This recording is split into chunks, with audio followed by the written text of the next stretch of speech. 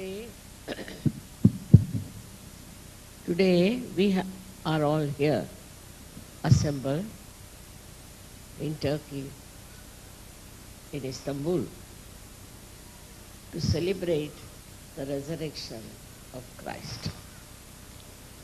And with that, also your celebration of your resurrection. Christ's resurrection was a great message for us. He won over the death and came out of that dead body with another body which was living body. The body was the same, but one was a dead body and another was a body which was living. It's not only symbolic. It actually happened with him.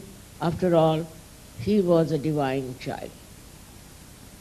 He was a divine person. So actually it has happened with him. It's not just a symbolic thing that he died and he was resurrected into another person, or you can say into a living person.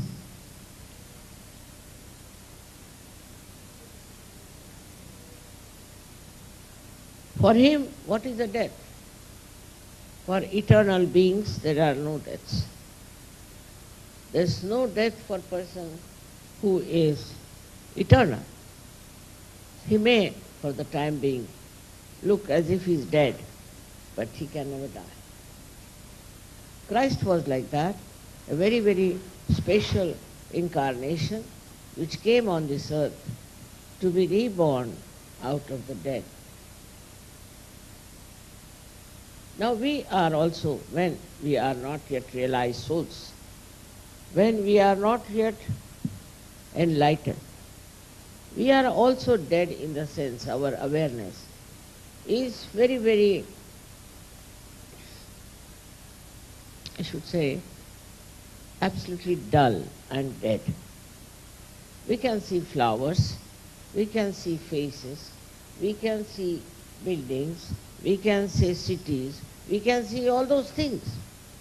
All these things we see and we feel we are quite aware, which we are not. Actual awareness comes to us when we cross the limit of our mind, go beyond the mind, and this was only possible because of the resurrection of Christ. He resurrected himself because he was a divine person. But also, we are resurrected because we are blessed by divinity. Now this mind of ours, which is in between, is controlled by Sri Jesus Christ. He controls through your agya, both the sides. He controls your conditioning and he controls your ego and brings a balance in you. But when this agya chakra starts spindling all kinds of ideas, sometimes reacting, sometimes accepting conditioning, it is a slave. It is not a free thing because it is working under the influence of your ego or your superior. For that is the death of our awareness. That we cannot understand something beyond. That there exists a life beyond this we cannot exist. This is, we have seen now, that we were all in a condition that was dead. We were feeling bad, we were feeling anxious, we were fighting, and we were thinking that there's something wrong with our present life. There's something definitely which makes us slave. by which we are slavish. That we realized, no doubt, and we started seeking the truth. We started seeking the truth in so many ways. I know so many were also went astray and they lost their balance and have fallen into a complete demise. But so many of you have been salvaged, have been saved by the great example of the thrice resurrection. He had to venture, he had to do it, and he worked it out. Without him, our Agya would not have been that flexible. As it is, human beings in the olden times were air-conditioned very much, and when they have become modern, they are full of ego. Nothing in between. With these two influences, we are imprisoned. We are absolutely dead people. We have no sensitivity for anything. I have seen now, even today you can see what things are happening across, is people are very anxious to kill each other. Human beings want to kill human beings. Can you imagine such a stupid thing that we should kill our kith and kin? Then there are children who are killing, parents that are killing. No relationship is accepted. It's a sign of a person whose awareness is completely dead.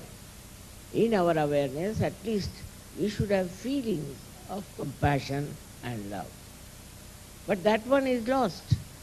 It's not there. We don't have it.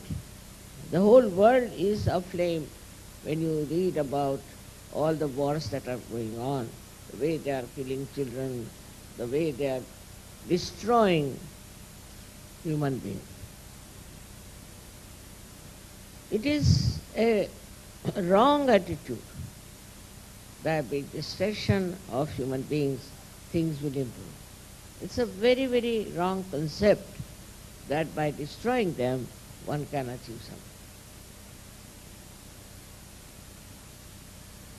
Our work in Sahaja Yoga is doing well, I must say, but it has to stop this horrible attitude of human beings to destroy. So you might ask, then what to do, Mother? What to do to stop this destruction? Answer is in the life of Christ. You resurrect people. You resurrect them, enlighten them, bring them to a state where they understand what is right and what is wrong. Let them feel the compassion and love that is within you. When that starts, that third force within us starts acting, our ego also comes down. Our conditioning also comes down. For example, if you think we are Muslims, we have a right to kill others. If you think we are Jews, we have a right to kill others. All these differentiations and this kind of discrimination that we have is so stupid, because you are human beings, they are human beings. You are killing human beings. Not that they have committed any sin or they have done anything wrong, except that in their foolishness they believe that they are this and they are that. You are not. You are just human beings. In every human being, as you know very well, there is Kundalini. There is no discrimination. Everyone, whether you are a Muslim, a Jew, Hindu, Christian, Sikh, Parsi, anyone, you may call by any name. Now just look at how we accept a certain denomination for ourselves. You are born, say, to a Christian family, or you are born to a Hindu family. Immediately you start thinking that you are there to uphold all the flags of that religion in which you are born. You are born in that religion without your knowledge, without your permission, without any understanding. So how can you belong to that religion? You have got Kundalini, everybody has got Kundalini. So you can only belong to the religion of humanity, where every human being has got Kundalini. So you are nothing but human beings. All these false ideas that we are Hindus, we are Muslims, we are Christians, is all man created.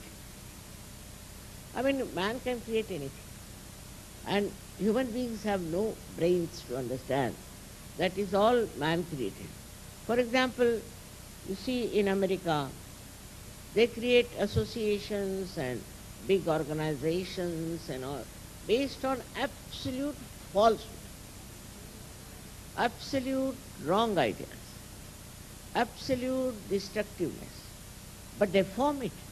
They have groups, they have this, that, and they are prospering. But it has a repercussion they don't know. If you start doing such false things against human beings who are created by God and nobody can destroy them, then there are repercussions. Many, many countries who were once upon a time rulers were known as great things have come. And all such countries who now think they are very rich and all that will have to come. All of them have to come down is just an ultimate result of the stupidity to believe that you are higher than others, that you can kill others. So a non-violent method started, which is of another absurdity, I think, because then they start saving mosquitoes and also the bugs. While mosquitoes and bugs are, you must know, are the greatest blood suckers. They live only on human blood. Such things, what's the use of saving them?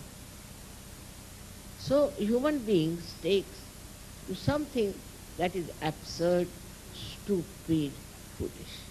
I don't know what is the reason. The way they accept things is absolutely unbelievable. I think it is a kind of a slavish mentality which doesn't give them freedom to think what is right, what is wrong. For this we have Christ.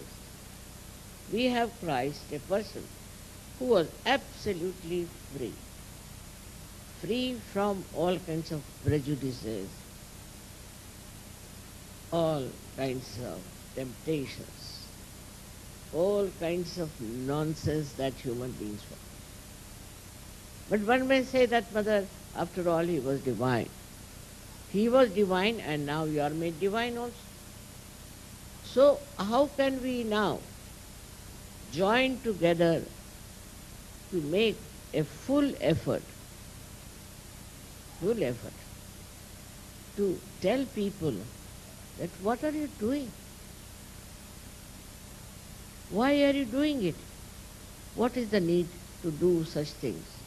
On one side is, we can say, a mass destruction through stupidity. Another side is your own self-destruction. Take to drinking, take to other self-destructive things which are immoral. That's very easily available and people like it very much, and they don't like when you talk that this is destructive. So either we destroy others or destroy ourselves. Christ was destroyed by others and he resurrected by himself. So we are also in the same position now. I know many a times Sahaja Yoga was challenged, now it's much better, not so bad. Was challenged and there were so many problems. But now it's smoothing down. Because that's the truth. That's the reality. That's what is divinity. So you should not be afraid. All these funny ideas about Sahaja Yoga also will die out. It's a resurrection not only of few people, but also of our ideologies. Now the ideology is changed, that our awareness should be enlightened. We should have light in our awareness. This has come suddenly through Sahaja Yoga to people. That if you don't have the light, how can you go further in the right path? It's not easy to describe Christ's life, how he went through that. He died so young and brutally he was killed. But still all that, he resurrected himself. He came out of all that, came out of that ordeal. So for us also, when we have in Sahaja Yoga problems, we should know we have a power to resurrect ourselves. No one can destroy us. No one can finish us off because we have a power to resurrect ourselves. This special power that we have to resurrect, you should all the time understand and feel it and meditate on it. I hear from people from every country, the government is doing like this, the government is doing like this, or they are having some trouble, they call you a sect, they call you this and that. All right, doesn't matter. Your duty is to believe that you are following the footsteps of Christ. And no one can destroy it. This is the message of Christ's life, that divine life cannot be destroyed. When his body could not be destroyed, then how can you destroy the divine light in him? So many Sahaja Yogis are here who have been since long in Sahaja Yoga. And they have had problems and they went through a lot of troubles, I agree. But all these things have subsided and now you are in such a resurrected position that after some time you will be amazed. Sahaja Yoga will take over all over the world. All over the world people will take to Sahaja Yoga and we'll have such a lot of Sahaja Yogis all over the world that all this minority of some stupid people will disappear. For that, what have you to do? Sometimes people ask me, what do we have to do? You must have also read in the Bible that Christ prayed and he was praying. In the same way we can say we have to meditate. Through meditation we'll grow in our awareness, in our new personality, in our strengthened personality. Meditation is the only way we can grow, and then no one can destroy you because you are all protected by the divine love. You don't have to worry as to who will destroy you, what will happen. Of course, in the beginning, there's little agitation, people feel little bad about it, it's all right. But actually, no one can destroy you. Have this faith in. Christ had no organization. He had no Adi Shakti to support him. In no way, but only through his divine personality he managed to get out of all the problems, of all the tortures, of all the atrocities on him. So now you have better advantage because you are enlightened. Firstly, he was a divine person and he could go through all that. You don't have to. Nobody will torture you, nobody will put you in jail, nobody will crucify you. Nobody will. That's not possible. But mentally, if you are upset, sometimes you get upset, I know. In certain countries, people get upset because they think they are oppressed because they are in Sahaja Yoga. I assure you, no one can do that. You must know that you are all the time protected. Christ is there as your eldest brother, I always said that. But also you have your mother and you have all the ganas and all the angels around you. When I see this, I just thought, look at this. In every country they have shown angels and ganas are there. Such pure forms of protection you have. So there's nothing to worry about your destruction or your impediments or whatever you may call it, a kind of a destructive forces acting on it. From the life of Christ, we have to know that no one can destroy a realized soul in these modern times. As it is, they never destroy it. We had so many saints, who were killed, who were tortured.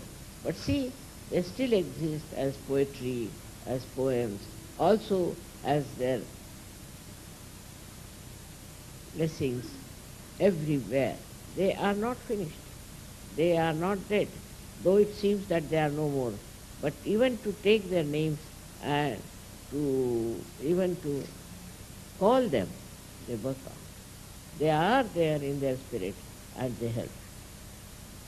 Assured by Christ's life, by his resurrection, we are resurrected people. Of course, our body also has changed. After resurrection, you know that your chakras work out all the curing and all the blessings. Our attitude, our mental attitude also changes, and also our ego subsides. Not only that, also our conditionings go out. Especially I was so happy that those people say who are born in a particular religion immediately see what's wrong with that religion. As if they turn round and see the image of their society and know what's wrong with them, and when they start meditating on those corrections, it works. Societies are improving. You see, so-called religious ideas are falling into their own traps, and they will all fall because there's falsehood. That's not real religion. The religion is within ourselves. And this pure religion is the one which is a global religion. The solution comes like this, that supposing you have wars.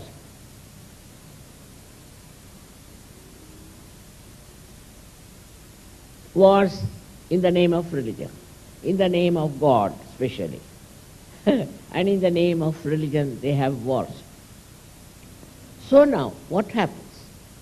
All such wars that take place cannot destroy reality, cannot destroy the truth. This is another message of Christ's resurrection. You cannot. You may think that today you have destroyed these people, but they are there. All the saints, all the great people who have been resurrected in life are all the time there. Their protections are there. Their guidance is there. You can see them in a way that they are there. So one should have no fear. The fear of death has to go. So many of them have said the same, that what is death after all? Death dies itself once you are resurrected. So one should not be afraid of death. Now, how many of you have been afraid of death before your resurrection, but not now? You are not bothered as to when the death comes, what happens, or which way you are going to be so-called destroyed. You know you cannot be destroyed. In your heart of hearts, you all know this very well, that you cannot be destroyed. The fear of our destruction goes away, no doubt. But there is one thing, is the compassion. When you see all these bad things are happening and people are being tortured, your mind is, cannot take it for granted. It starts responding to that. And it feels the pain of others. Tremendous. But as a result of that, your willpower, your thinking on those lines, your tears even are powerful, and they can bring solace to those people who are suffering unnecessarily. You have to experiment with it. Just having a feeling of compassion and love, things will improve. Now, As it is, we meditate. But we can meditate also with such compassion and such love that your tears can also have an effect on these people who are so cruel and stupid and killing it. But it is important for you to know that now you are not an individual, but you have become a global personality, a global personality. You are not an individual. You are a global personality. And sitting down here, you are working out all the global problems. You are not a small person now who's only worried about your own children, about your family, about this and that. No. This mind of yours has expanded. Expanded like this that it works automatically for all the problems of the world. When for a woman I read newspapers, especially women seldom read newspapers. They think it's stupidity to read newspapers. But I read. And I read those where my attention is needed. I've seen it works. But all of you put together, if you understand that it is your responsibility to correct all the destructive forces, to put them right. You just have to collectively meditate on the points where you find there's a big problem. Now, the problem mainly is because of religions, mainly. Now, if they can all jump into the new religion, global religion, they all are one. They cannot then fight because there's one religion, but they don't want to have one religion because they want to fight. They're fighting cocks. But if they come to search, if they become enlightened, then they will only enjoy love of each other and not killing of each other, destruction of each other. And this is what we have to learn from life of Christ, who was alone, who was single. He didn't have such a collective behind him. But how powerful he was that he fought the death and came out of it so clearly at the stage of Agya. Without him, we could not have worked out surgery. Kundalini would not have gone through unless and until he had sacrificed his life. And he readily sacrificed. He accepted the task of sacrificing his life and then resurrecting. He passed through that, I should say, a very constricted channel of Agya to put you people right by saying you forgive everyone. If forgiving was such a powerful thing that you can even fight your death, then why not forgive? Many people say, Mother, we can't forgive. And I've told 100 times that what are you doing if not forgiving? So the message of Christ's life is that he forgave all the people who troubled him. Even he said that, oh God, please forgive them because they don't know what they are doing. On the cross he says those things. When he was tortured, insulted, he says what? Forgive them. Have pity. Have sympathy for them. Because they don't know what they are doing. They are killing the Son of God, and what will happen to them? Where will they go? What will be their situation? This one is a big message for us. That even on the cross, he said, forgive. Oh God, oh Father, forgive. In the same way, we have to also forgive people. It's very important from the life of Christ that we have to forgive. His forgiveness was of the greatest importance for the world to understand. You must forgive. If we learn how to forgive, you will be amazed, half of the wars of this world will be finished. Now something happened thousands of years back, still people are fighting. Still they are fighting, thinking this thing happened so many years back, so they are our enemy. If we can really forgive those people, what happened before we were even born. Why should we form a group of such people? Why? Because there is something called hatred in human beings. They have hatred. Hatred for this, hatred for that. Even in small things they'll say, I don't like it, I like it. It's very common.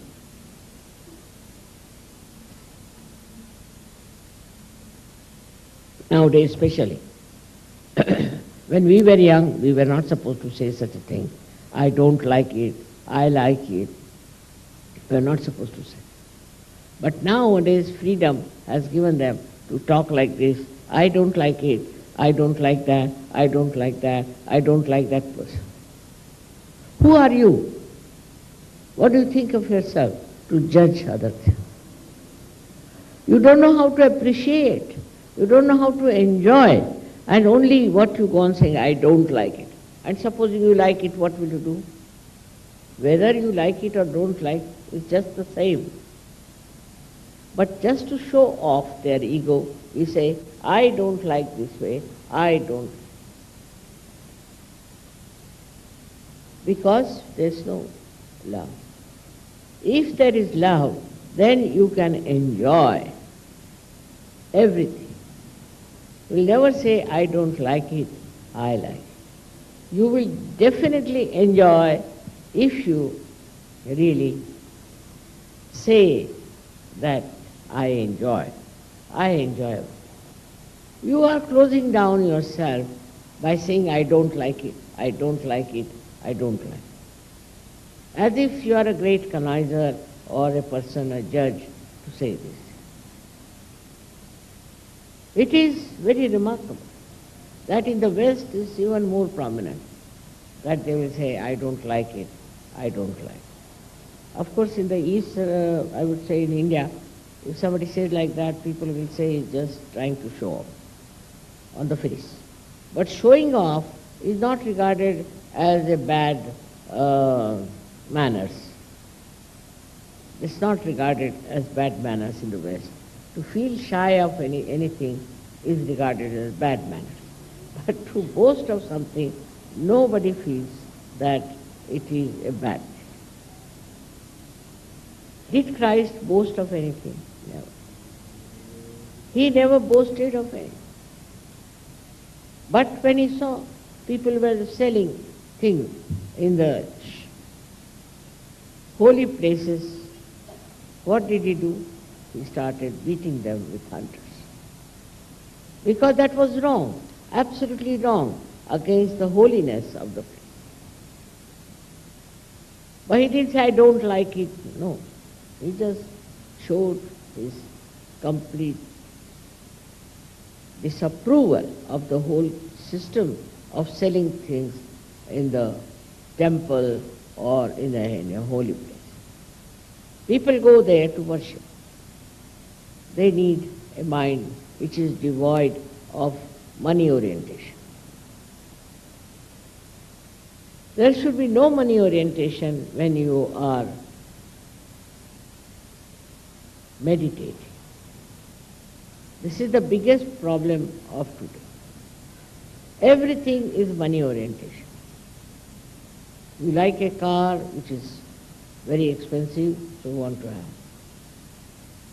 By hook and crook you will get that car and sit in there.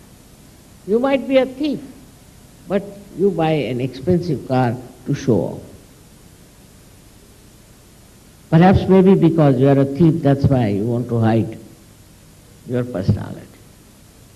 So there is no truthful life. It's all just showing off and thinking no end of yourself.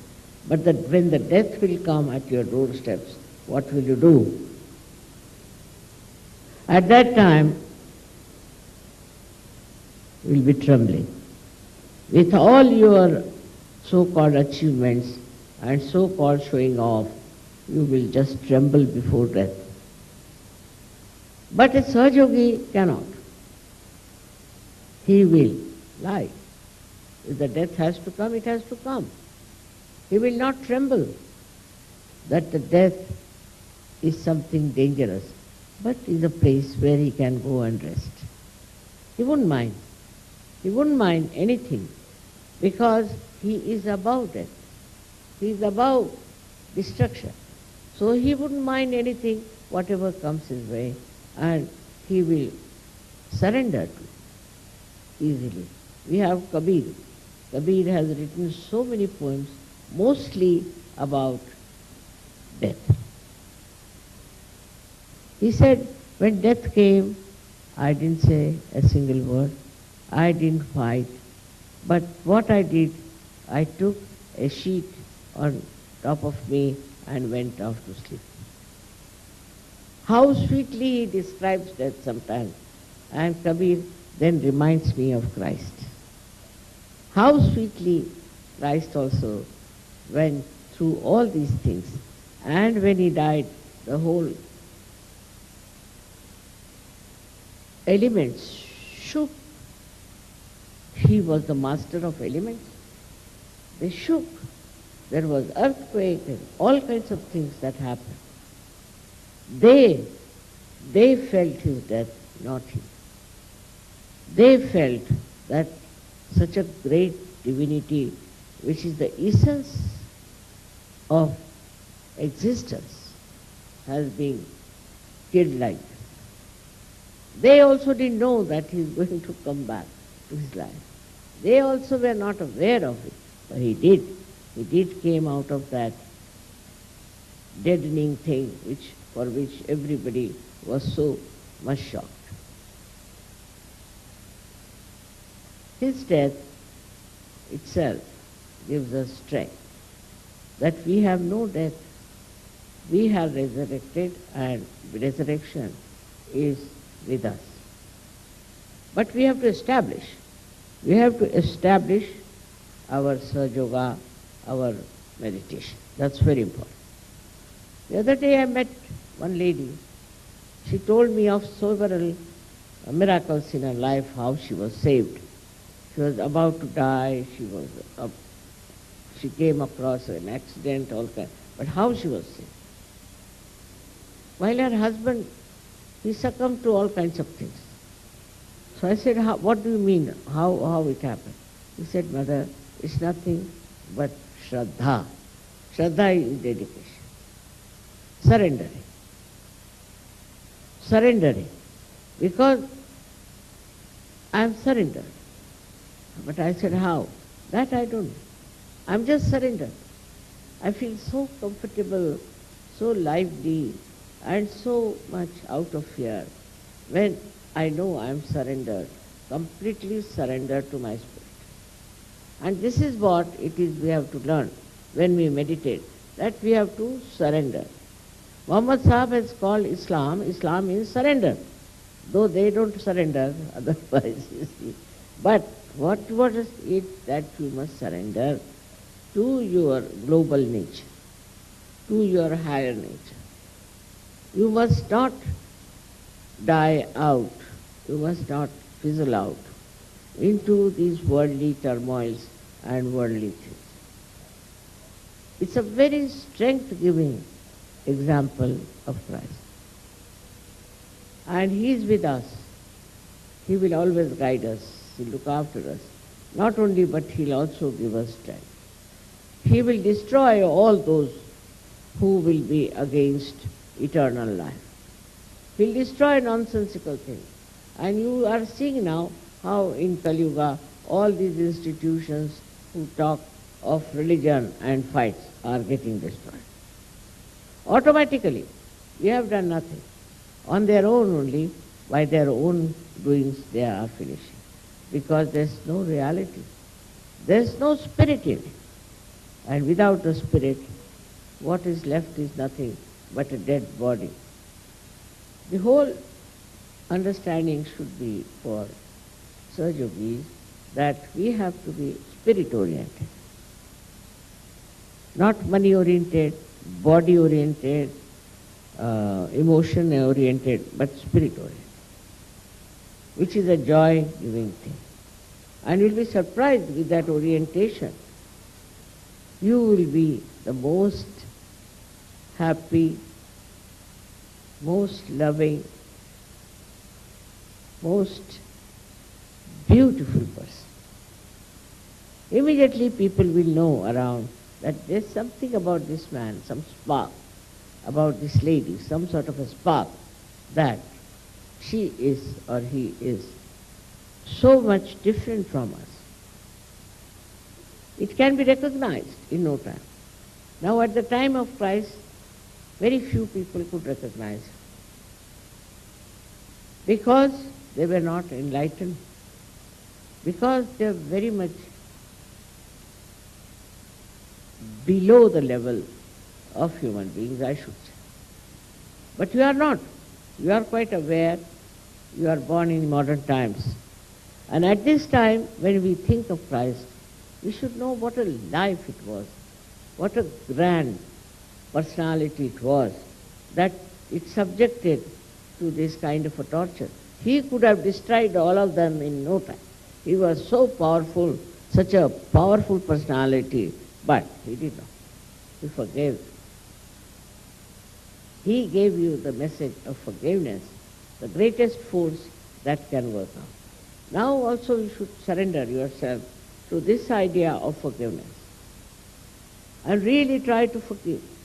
You'll be amazed, you'll feel very much peaceful, very happy, and the person who has tortured you will come down. What we have to do is now to transform people. That's our job. We have to transform them. We are transformed. We are at a point, we can call it, we are resurrected. We have to resurrect the whole world. That's our job. So that all these fights, all these quarrels, all this falsehood will just be finished. For us, Christ is our leader who has done this for us. He came as an ordinary human being, lived like an ordinary human being, with all these powers within him. He never used them to destroy.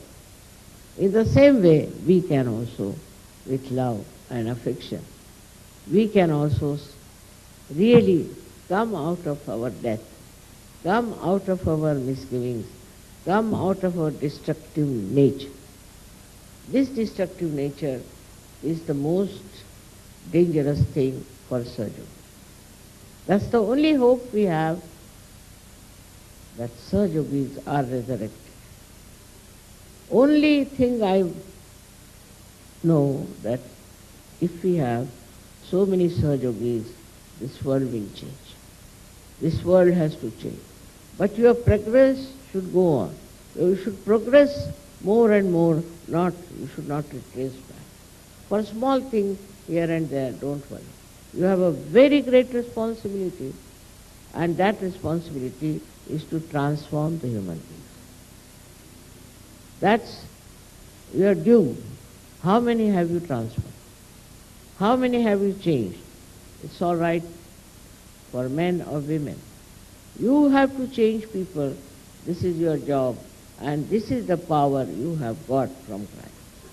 That you have to change them, transform them into the new world of happiness and joy, which we call it as the Sahaj Nirmal Dharma. If it works out, if it really works out, think of the world, how beautiful it will become for us.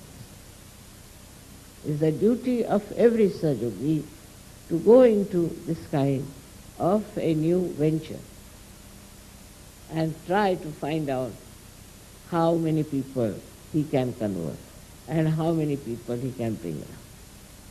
I hope next time we'll have double the number of people that are here from all these 8 countries who are hosting now. All my love to you all. Great days are waiting us. We have to now understand only our responsibility. Main thing is how many people we have converted, how many people we have resurrected. That is the record, not how many pujas you have attended and all that. Not so important. Pujas are just to give you strength and to give you power, but they are not your work. That's not your work. For your work you can take from pujas all the strength that you need, but if you don't use this power, then what's the use? So now I leave it to you to remember that you are resurrected and you have to resurrect others. It's a very, very important job at this time of complete turmoil and destruction. May God bless.